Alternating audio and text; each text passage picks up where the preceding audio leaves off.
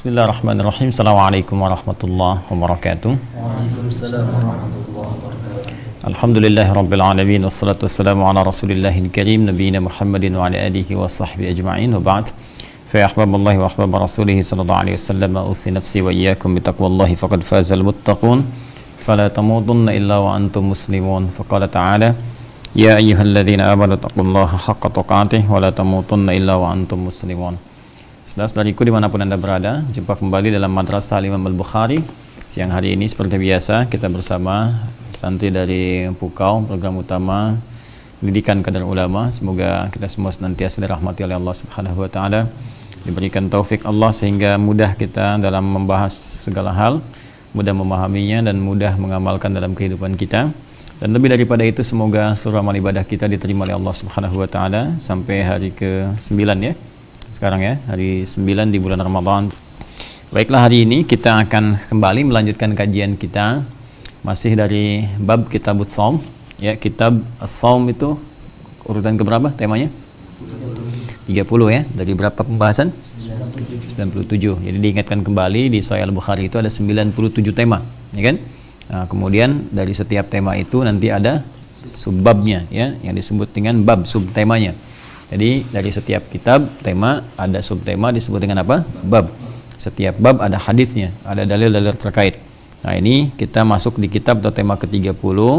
Kemudian babnya sudah bab ke berapa kemarin? Bab keempat ya. Sudah bab keempat tapi sudah mengambil hadis berapa? 6 ya. 6 ya. Nah, ini 6 ini dari urutan kitabnya. Jadi kitab Shaum ya, kitab ke-30 bab ke-1 misalnya ada 3 hadis kan, bab kedua 1 hadis, bab ketiga 1 hadis ya, keempat nanti ada 2 hadis ya. Jadi kita sekarang sudah sampai di hadis yang ke-6, tapi urutan secara keseluruhan kita sudah ada di 1896 hadis dari kitab Badul Wahyi ya. Jadi sekarang kita akan ambil hadis yang ke-7, jadi urutan nomor 1897 dari awal pertama kali dan nomor yang ke-7 di kitab ini pada bab yang ke-4. Ya, ini masih bab tentang panggilan dari pintu surga. Nah, cuma nanti ini ada perluasan sebetulnya menjawab pertanyaan dari Faiz kemarin ya. Dari pintu mana saja gitu kan kita akan dipanggil gitu. Nah, ini dijawabnya langsung oleh hadis karena kemarin kita belum masuk ke hadisnya. Sekarang kita akan bacakan dengan lebih lengkap insyaallah. Terkhusus nanti orang-orang yang rajin puasa, di puasa ini kan ada banyak amalan. Ya, nah ternyata bukan puasanya saja yang mengantarkan kita mendapat panggilan dari pintu surga. Masya Allah ya. Jadi ada pintu-pintu surga memanggil sesuai dengan amalan-amalannya, dan amalan apa saja yang kira-kira diisyaratkan dalam hadis ini untuk kita jadikan sebagai kurikulum amalan dalam kehidupan dan kelak di hadapan Allah. Mudah-mudahan menjadi rahmat untuk kita semua dengan izin Allah Subhanahu wa taala. Siapa yang baca? Afaf. Ya Allah, bismillah. قال حدثنا إبراهيم بن المنذر قال حدثني معن قال حدثني مالك عن ابن شهاب عن حميد بن عبد الرحمن عن أبي هريرة رضي الله عنه. Nah, jadi ini rawinya, rawi terakhirnya siapa? Sahabat Abu Hurairah radhiyallahu taala anhu. Abu Hurairah ini nama asli siapa? Abdurrahman bin Sakhar. Ya, nanti kita bahas ya sedikitnya. Teruskan. أن رسول الله صلى الله عليه وسلم قال من أنفق زوجين في سبيل الله نودي من أبواب الجنة يا عبد الله أهل الصوم أهل الصيام دعي من باب الريان. يا عبد الله هذا خير يا عبد الله هذا خير فمن كان من أهل الصلاة دعي من باب الصلاة ومن كان من أهل الجهاد دعي من باب الجهاد ومن كان من أهل الصيام دعي من باب الريان ومن كان من أهل الصدقة دعي من باب الصدقة. فقال أبو بكر رضي الله عنه بأبي أنت وأمي يا رسول الله ما على من دعي من تلك الأبواب من ضرورة فهل يدعى أحد من تلك الأبواب كلها؟ قال نعم وأرجو أن تكون منهم. Rahul Bukhari. Rahul Bukhari wa akhrajahu Muslim, juga diriwayatkan oleh Imam Muslim nomor hadis 1027 ya. Jadi Imam Muslim juga meriwayatkan hadis ini dalam kitab sahihnya dengan esensi yang serupa. Baik, coba kita gali dulu makna secara umumnya, baru kemudian kita berikan bagaimana penafsiran di dalamnya. Bismillahirrahmanirrahim. Qala haddatsani Ibrahim bin Munzir qala haddatsani Ma'an qala haddatsani Malik an Ibnu Syihab an Humaid ibn Abdurrahman an Abi Hurairah radhiyallahu taala anhu. Jadi ini rawi terakhirnya sahabat Abu Hurairah radhiyallahu taala anhu yang punya nama aslinya Abdurrahman bin Sakhr. Abdurrahman bin Sakhr. Nah, ini sebetulnya juga sebelum masuk Islam itu namanya Abdus Syams. Abdus Syams di Majusi nih. Ya, kalau sudah Syams itu Majusi. Ya, ini Abdus Syams Majusi, kemudian melakukan pencarian. Nah, karena tidak tenang, gelisah, kemudian mencari, sempat masuk Kristen. Ya, kemudian juga tidak tenang, masih gelisah dan menemukan Nabi sallallahu alaihi wasallam di Al-Madinah Al-Munawwarah.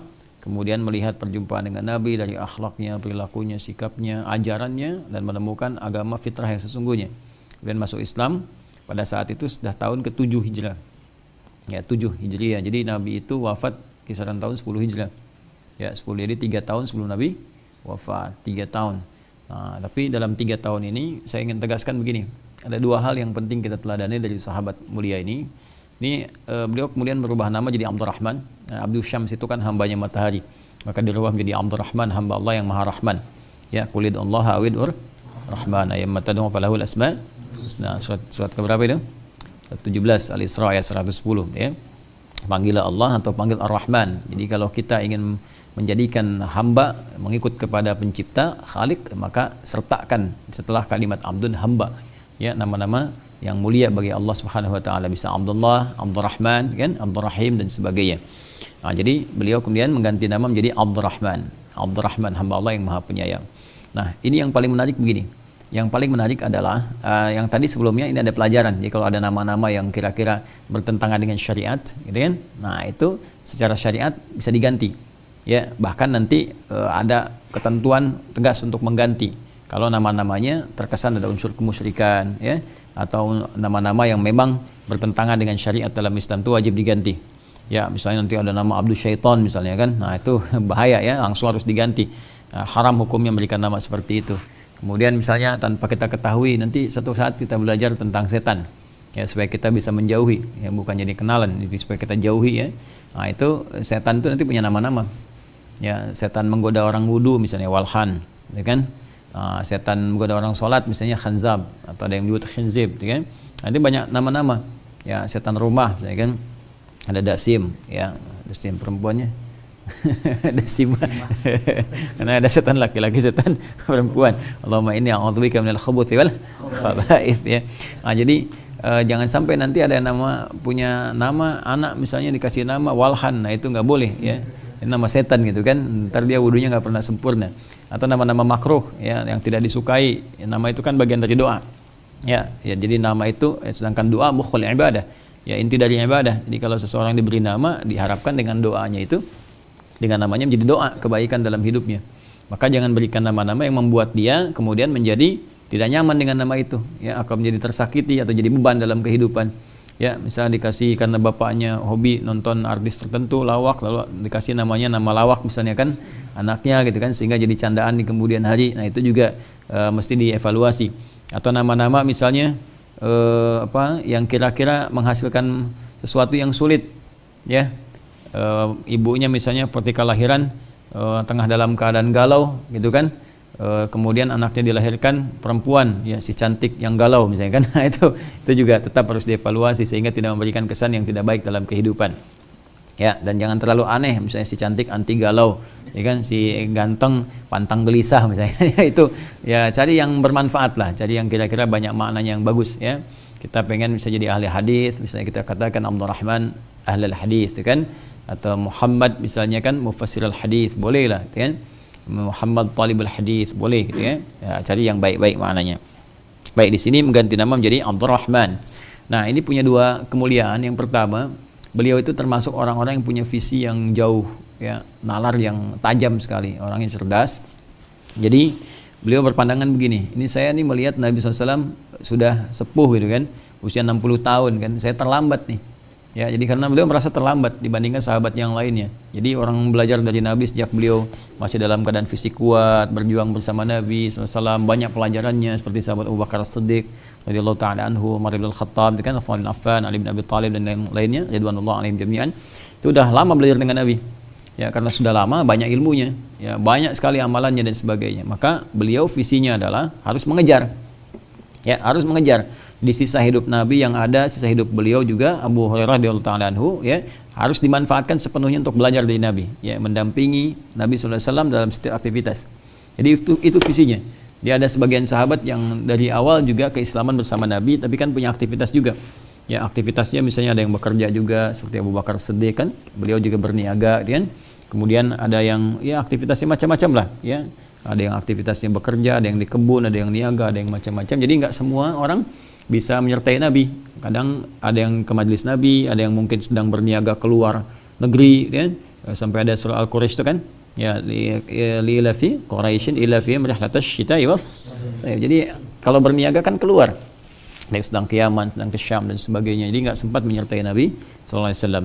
Nah, ini sahabat Abu Hurairah ini berbeda pandangannya. Jadi ingin memanfaatkan sisa waktunya untuk menggali sepenuhnya ilmu dari Nabi sallallahu alaihi wasallam. Maka sementara yang lain tidak semua menyertai atau ada sebagian menunggu di majelis ilmu, ini beda sendiri.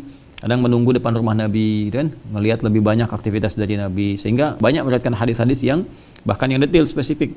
Seperti cara jalannya Nabi misalnya kan, ketika Nabi menoleh seperti apa, ya, ketika Nabi misalnya bermusafahah, ketika Nabi macam-macam. Sehingga 3 tahun ini efektif. Ya, bisa meriwayatkan hadis banyak sampai Nabi SAW wafat, meninggal dunia, itu kurang lebih ada 7.000 hadis yang diriwayatkan oleh beliau. Ya, karena dalam seringnya mendampingi Nabi. Ya, sementara beberapa sahabat yang lain walaupun dari awal misalnya masuk Islam, tapi kan nggak semua menyertai Nabi seperti Abu Hurairah ini. Karena memang orientasinya tetap dalam amalan, ya, mengejar keutamaan akhirat, cuman menempuh jalan yang berbeda-beda. Ya, jadi berfastabiqul khairat dengan cara berbeda masing-masing. Kayak nanti kalau ini kan tipikalnya penuntut ilmu, ya. Kalau yang lain nanti ada lewat harta seperti Utsman, ya, radhiyallahu ta'ala anhu, Abdurrahman bin Auf kan lewat harta. Ya, jadi semua berfastabiqul khairat, itu yang di Quran surah kedua ayat 148. Walikulli wijhatun huwa waliha fastabiqul khairat. Jadi itu yang dimaksimalkan.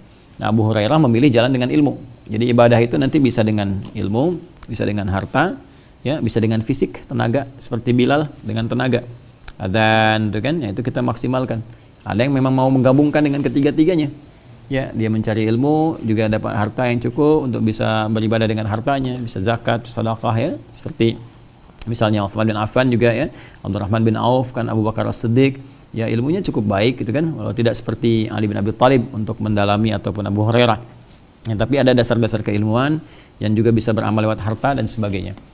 Ini silahkan maksimalkan. Nanti itu ditiru, termasuk oleh imam-imam setelahnya, dari imam-imam kalangan misalnya tabi'in atau setelahnya, termasuk imam madzhab yang 4. Abu Hanifah kan kaya itu, ya, dari pedagang kain dan sebagainya, bagus, senang sedekah juga, dan wudhunya nggak batal 40 tahun. 40 tahun wudhunya nggak batal malam hari, ya. Jadi dari mulai apa namanya, luar biasa tuh isya sampai ke subuh. Saat dimandikan ada komen pertama dari yang memandikannya, sulit kita mengikuti engkau gitu kan. Nah, termasuk salah satu wudhunya itu yang bertahan luar biasa. Nah, jadi teman-teman sekalian, kita akan lanjutkan yang pertama, ya. Jadi bagaimana kita kalau kita merasa ada yang kurang, ya, maka kita mengejar yang lain, berfastabiqul khairat, ya, berusaha tambah jam belajarnya. Kalau orang lain misalnya nanti belajar sudah berangkat belajar, tiba kemudian nilai kita kurang misalnya kan, tambah. Orang 3 jam kita 4 jam, ya kan? Orang 4 jam kita 5 jam, atau maksimalkan waktu. Nah, termasuk menghafal Quran. Wah, orang sudah 5 juz, saya baru mulai nih. Nah, coba lihat dia ngambil 1 jam sehari, saya tambah 2 jam, 3 jam. Atau kalau perlu kita fokuskan dulu untuk Quran. Ya, itu harus seperti itu, kalau enggak tertinggal. Ya, makanya nanti analoginya begini, kita pernah ditanya gini, kalau nanti ada yang bilang Abu Hurairah nih dalam tanda petik, ya, di soal misalnya, kok bisa hadisnya lebih banyak daripada Ali bin Abi Thalib, Sayyidah Aisyah radhiyallahu ta'ala anha misalnya kan, dan seterusnya, kok bisa? Nah, kita bisa balikin, ya, karena Abu Hurairah itu 3 tahun dihabiskan waktunya untuk mendampingi Nabi, ngikut terus gitu kan, ngikut, catat, hafal, terutama menghafal, ya. Nah, sedangkan beberapa sahabat yang lain kan nggak semua menyertai Nabi. Sayyidah Aisyah kan di rumahnya saja, ya, ada Nabi sallallahu alaihi wasallam. Di luar itu kan nggak sepenuhnya dengan Nabi, ya, karena ada dengan istri-istri yang lainnya juga beraktivitasnya. Nah, ini nanti kasusnya banyak, nanti itu khazanahnya akan banyak sekali, ya, termasuk dalam salat sunnah misalnya, saat Nabi di rumah Sayyidah Aisyah, salat malamnya kan nanti kita lihat berbeda dengan saat di rumah Sayyidah Maimunah, kan? Yang di sini 443, yang di sana 2222, ujungnya 1 kan? Nah, jadi dari situasi itu saja kita sudah lihat bagaimana fleksibilitas Nabi memberikan tuntunan sesuai dengan bagaimana keadaan makmum, ya, itu ya. Tapi kan nggak semua menyertai. Nah itu Abu Hurairah ya mungkin di rumah Nabi nggak bisa masuk, tapi di luar itu beliau nempel terus gitu ya. Karena itu hadisnya dalam 3 tahun banyak karena memang waktunya dikhidmatkan untuk itu. Sama dengan anak kecil 5 tahun semua waktu dihabiskan menghafal Quran aja. Ada orang 50 tahun baru hafal juz 30. Ini 5 tahun kok baru sudah hafal 30 juz. Kita bisa balik tanya, Anda kan 50 tahun kemana aja waktunya gitu kan? Nah, sama dengan sekarang ini Ramadan keberapa? 9. Kemarin yang ikut karantina virtual itu di karantina menghafal fokus untuk Quran ada yang 8 hari udah dapat 15 juz. Saya dapat laporan kemarin ya, karena waktunya dihabiskan untuk Quran. Ya, ada kan sementara yang masih beraktivitas, bekerja, baca ini, baca itu ya. Kalau kita mau bapatnya banyak, ya fokusnya lebih banyak. Kemudian Abu Hurairah ini atau Abdurrahman bin Sakhar ini itu punya semangat mengamalkan tinggi. Jadi kalau dapat satu hadis coba diamalkan kan.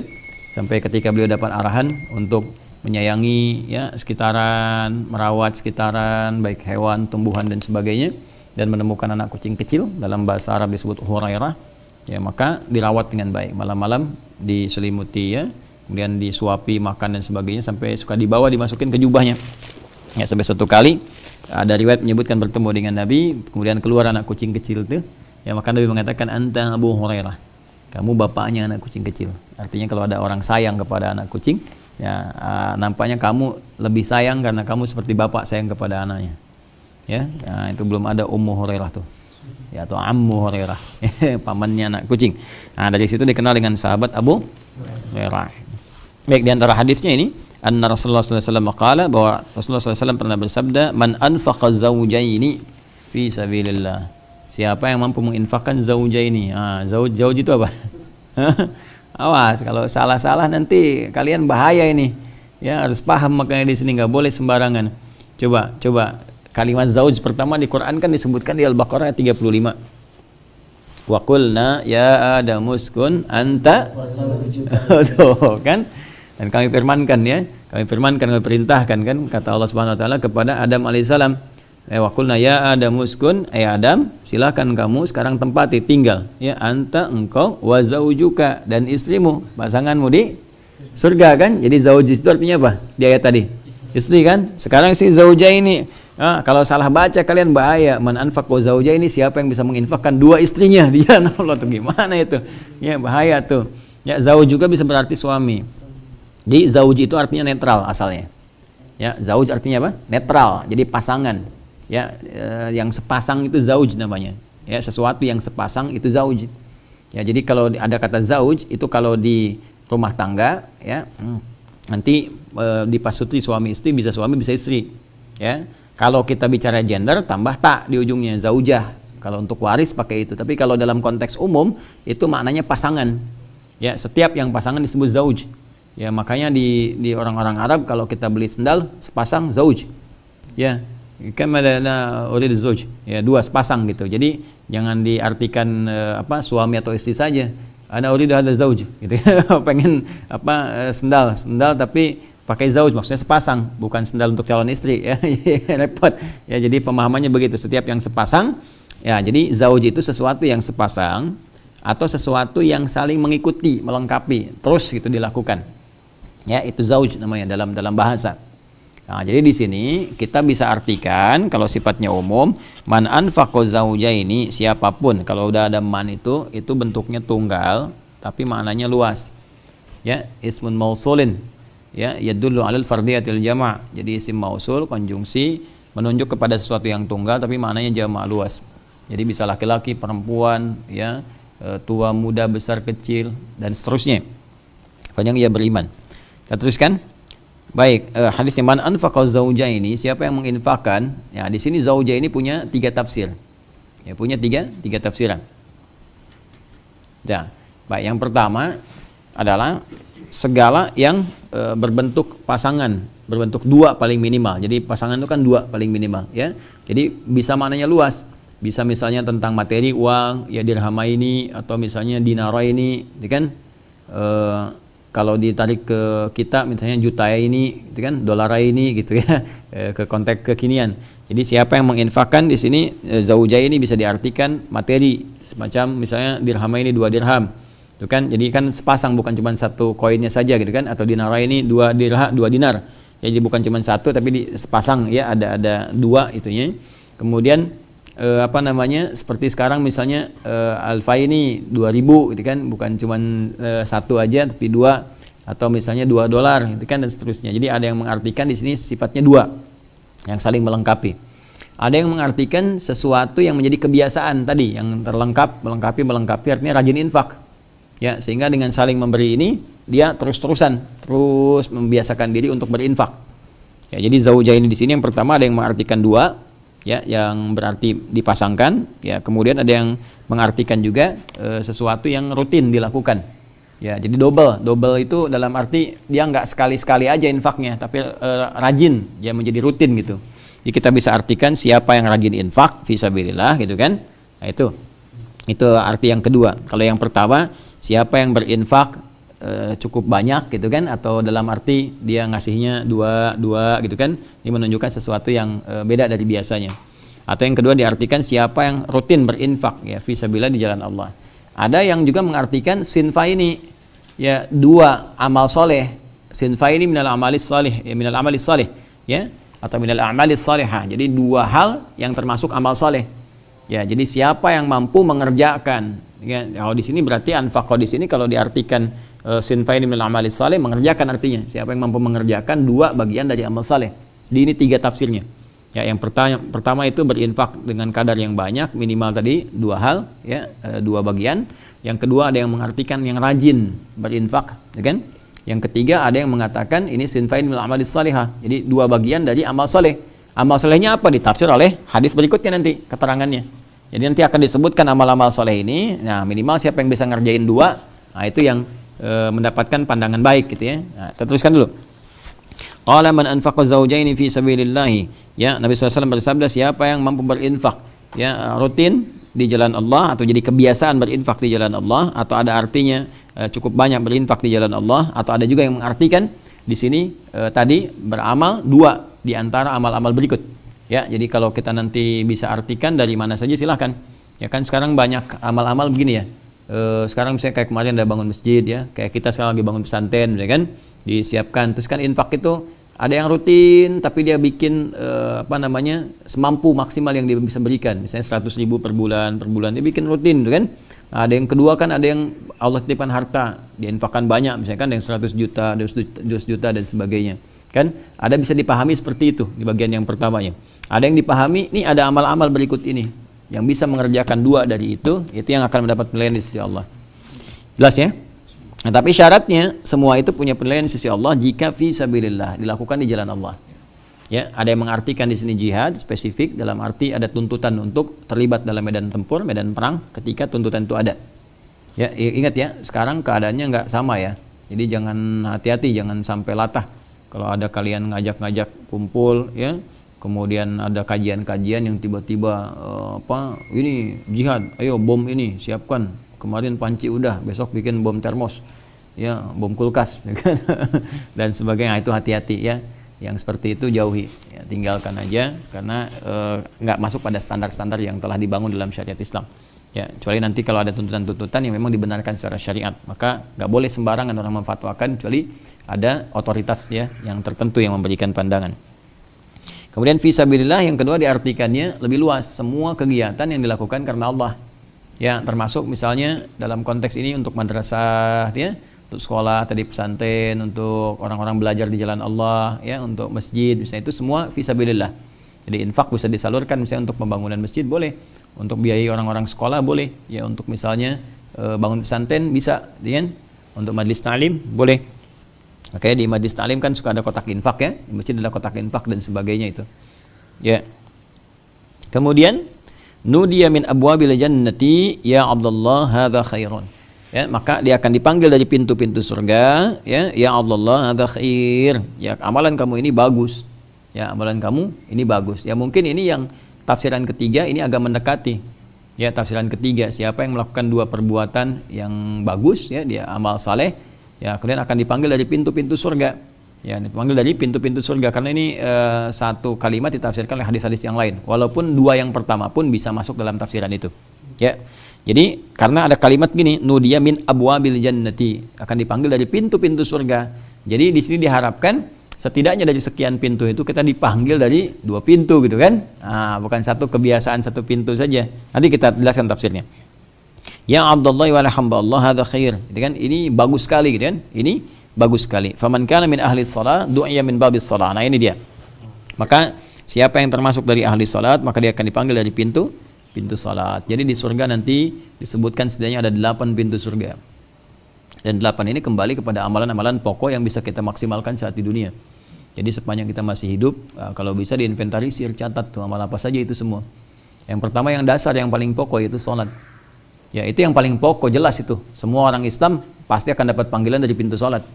Nah, kalau kalian nggak dipanggil dari pintu salat, waduh bahaya itu.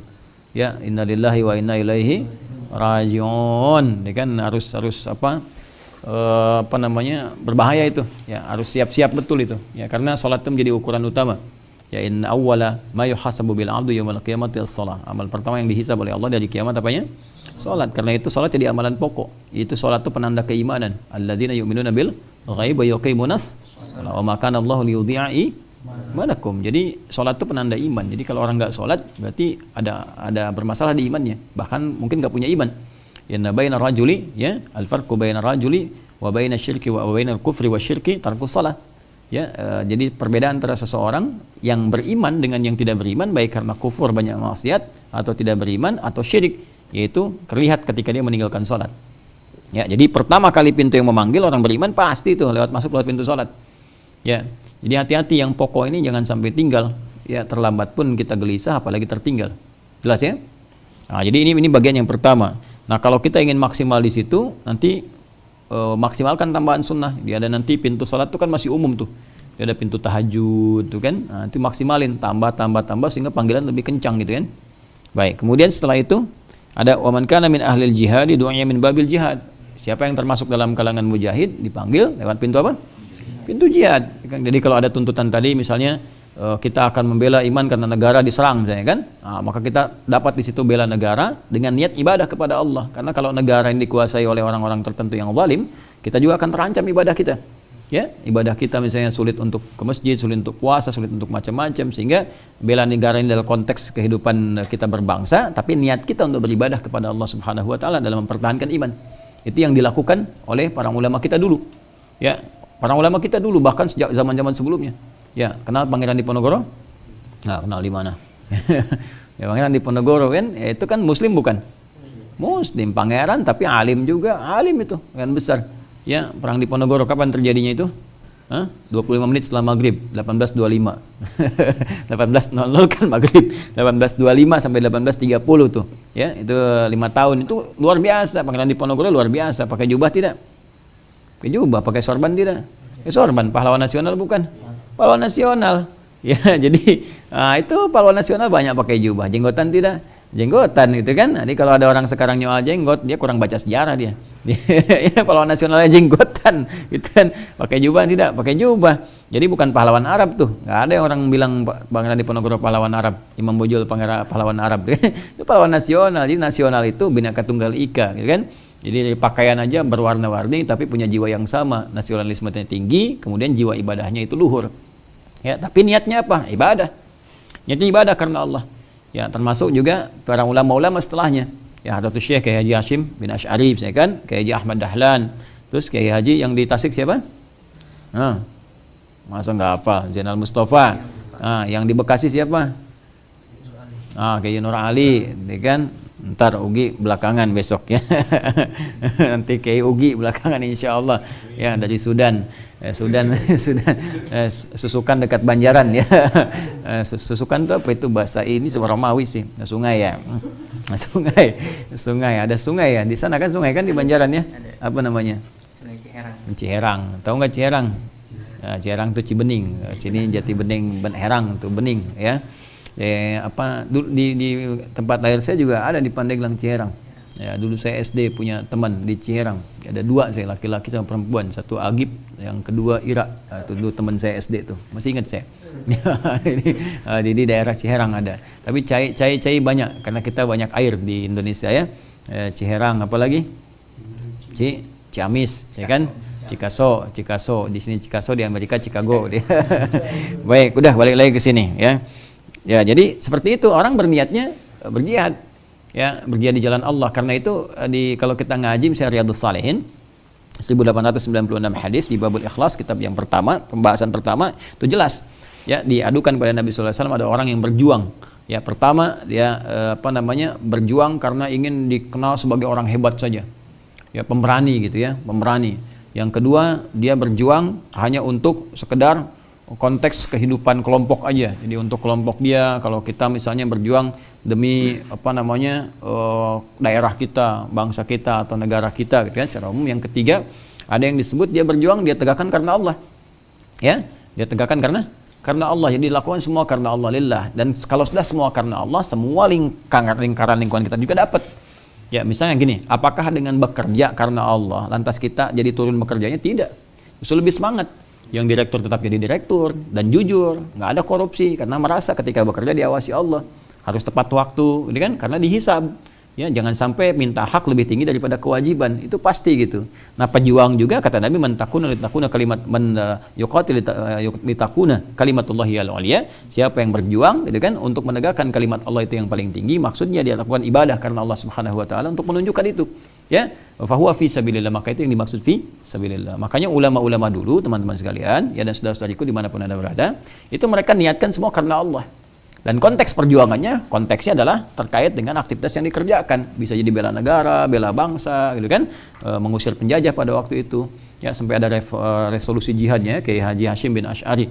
Nah, itu pejuang, ya, pahlawan nasional, wajib masuk itu. Kalau dihapuskan nggak tahu sejarah itu, ya, nggak boleh ya. Jadi jangan sampai ada orang-orang nggak terkait kontribusi pada bangsa negara jadi pahlawan atau dikenang dalam sejarah, sementara orang-orang hebat hilang. Itu yang harus dievaluasi.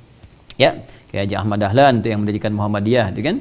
Kemudian kayak Haji Hashim bin Asy'ari mendirikan Nahdlatul Ulama, ya, dan ulama-ulama yang lainnya. Nah, itu kalau mereka berjihad fi sabilillah, nanti ada panggilan.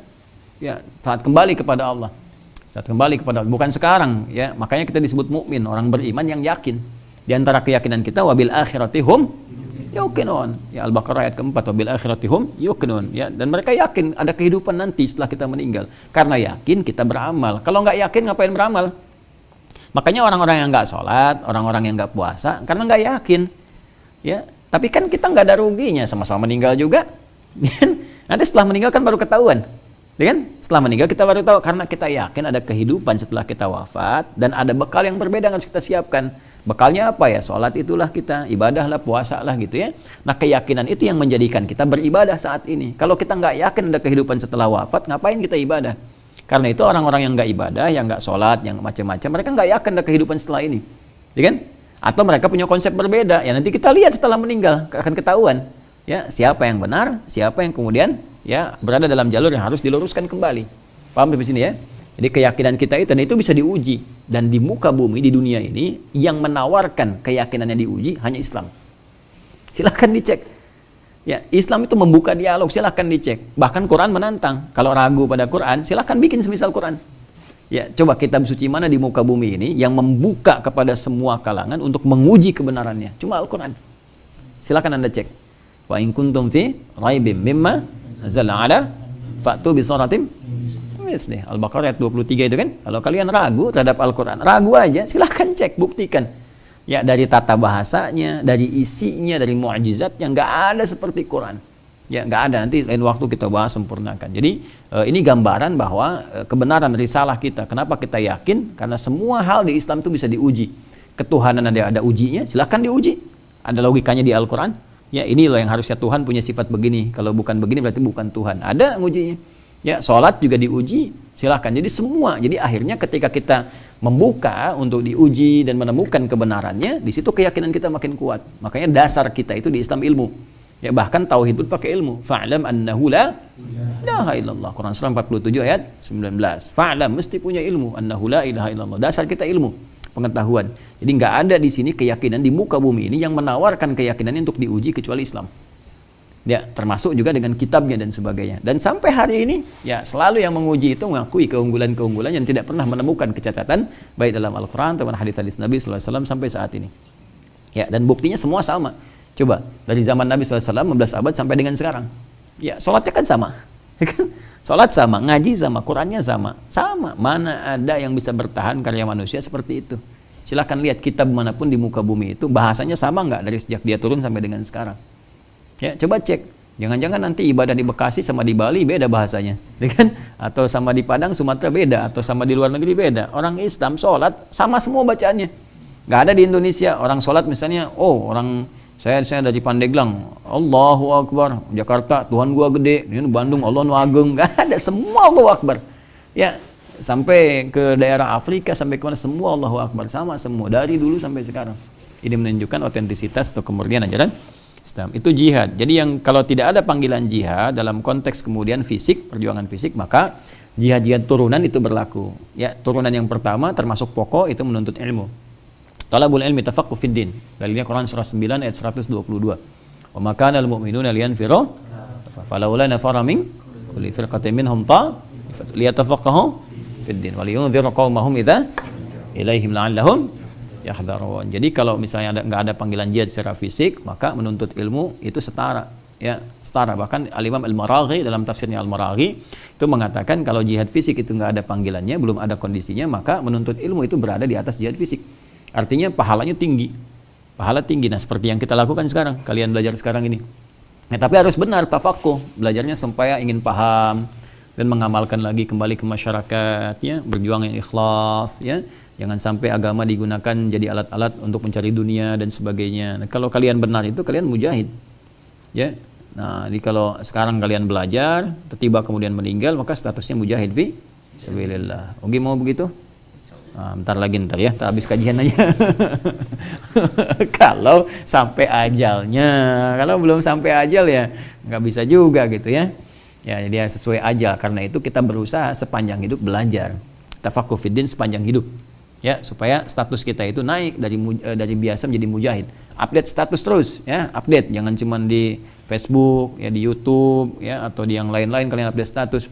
Ya, ngajinya yang benar, bukan tabayatubu YouTuban, ya fasbaka Facebookan. Ya, tidak. Ngaji yang benar, update status kita. Jadi kalau kita berusaha meningkatkan diri untuk belajar, memperbaiki ya pemahaman kita akan agama, mengajarkan kembali dengan cara yang benar.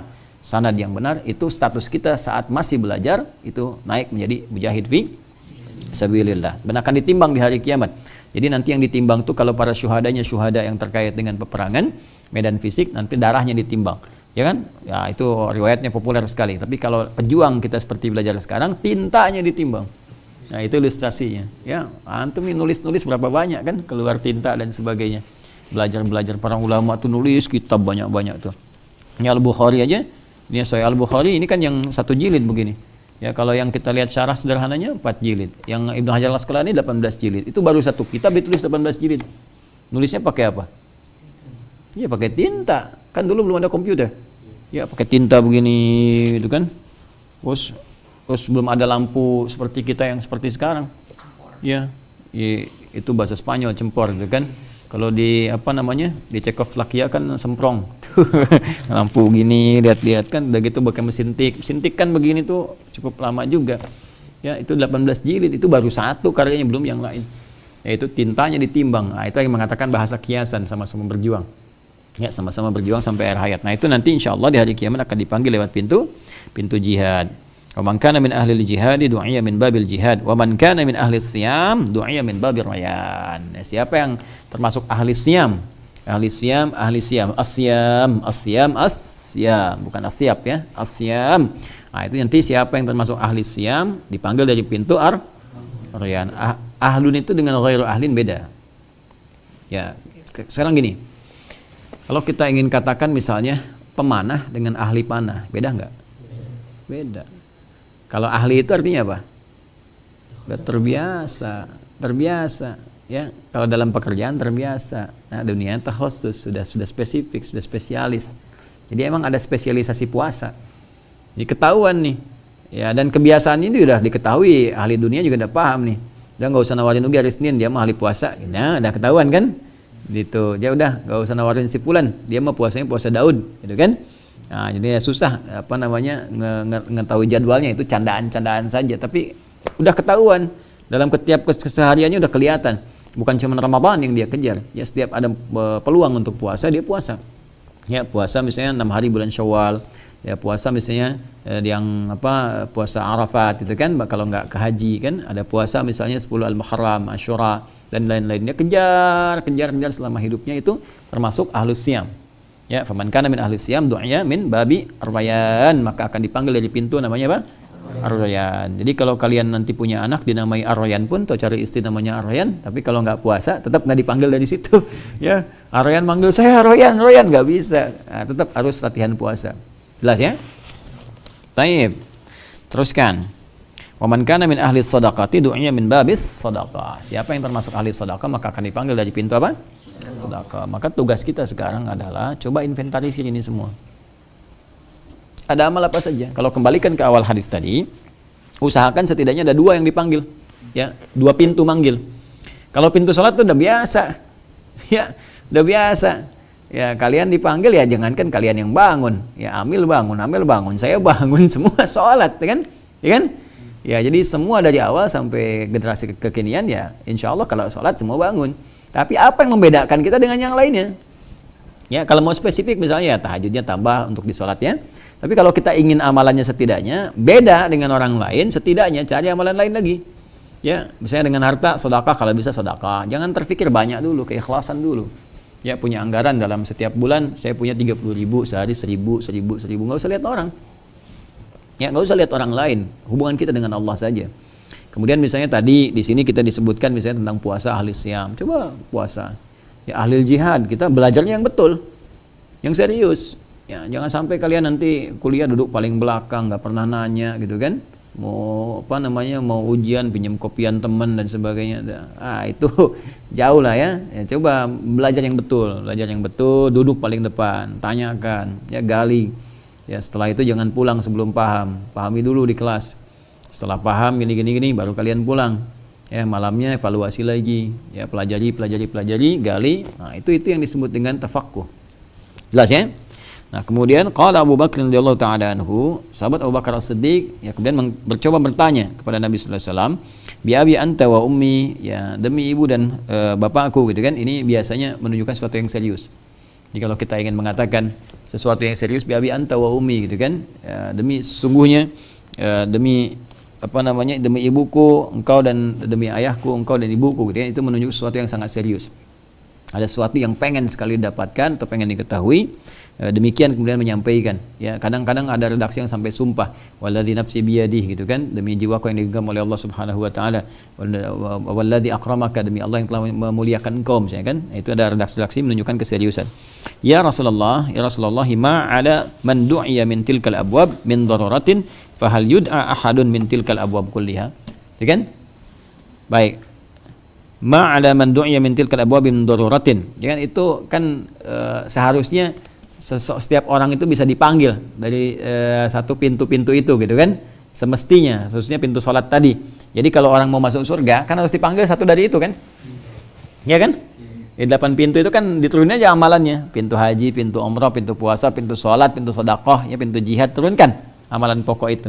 Jadi kalau mau masuk surga itu darurat sudah pasti, darurat itu sudah pasti dalam konteks ini ya. Ma'lumun bid darurah itu sudah dipahami secara bersama, secara mutlak artinya. Jadi darurat itu kalau dalam bahasa fikih itu sesuatu yang sifatnya mendesak, gitu kan? Beda dari biasanya. Tapi kalau dalam bahasa umum itu sesuatu yang mutlak diketahui. Ya, jadi kalau orang mau masuk surga udah mutlak pasti tahu harus dipanggil salah satu pintu itu. Kalau nggak dipanggil pintu itu ya nggak ke surga. Gitu kan? Ya, pintu surga nggak dipanggil ya nggak masuk gitu kan.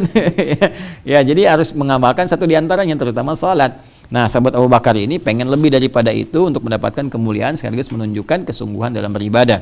Qala, ya, apa yang beliau sampaikan? Fahal yud'a ahadun min tilkal abwabi kulliha? Apakah ada orang yang dipanggil dari semua pintu itu? Masya Allah, semua manggil saut-sautan. Pintu ini manggil, pintu itu manggil. Ya, maka Nabi menjawab, qala na'am wa arju an takuna minhum. Ya, ada. Dan saya berharap, kata beliau sallallahu alaihi wasallam, engkau termasuk di antara mereka. Ya, ini sudah, kalau udah doa Nabi begitu ya terkabul lah, kabul ya. Tapi harus ada ikhtiar. Minhum, dari mereka, berarti mereka ini menunjukkan banyak atau sedikit? Banyak. Tapi kan masih umum, artinya terbuka untuk kita.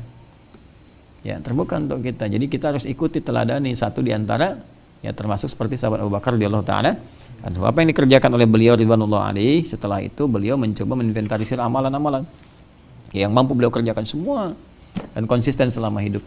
Sehingga ada kisah sampai ke kita saat Nabi duduk dengan sahabat, Nabi mencoba mengklarifikasi, tanya absen, siapa yang sudah sholat jamaah, semua acungkan tangan. Ya, jamaah di sini ke masjid artinya ya. Dan siapa yang nengok orang sakit, semua acungkan tangan, sebagian turun, Abu Bakar masih angkat. Siapa yang udah nyolatin orang sakit, Abu Bakar ngangkat. Siapa yang ngantarkan jenazah, Abu Bakar ngangkat. Hampir semua sedekah beliau angkat, hampir semua amalan sebutkan beliau angkat. Ya. Jadi itu menunjukkan kesungguhannya. Jadi kalau kita pengen dipanggil lewat pintu-pintu itu, termasuk dengan yang baik-baik, dari sekarang coba amalan apa yang mau kita istiqamahkan. Tulisin satu-satu. Setelah itu kita sungguh-sungguh untuk mewujudkan itu semua. Itu yang dimaksud oleh hadis ini. Jadi itulah panggilan pintu surga jika kita memang mau berusaha untuk mendapatkan kebaikannya. Paham ya? Paham insyaallah? Paham? Nah, sekarang kita bulan apa? Ramadan. Berarti amalnya banyak kan? Nah, itu yang kita coba maksimalkan dengan baik ya. Maksimalkan di bulan ini lagi pahalanya banyak sekali. Ya, mumpung masih ada kesempatannya. Kalau sudah tidak ada, ya sulit lagi kita untuk mewujudkan itu semua. Sekali lagi bulan apa? Ramadan atau bulan Ramadan? Coba, Ramadan atau bulan Ramadan? Ah, San? Ramadan.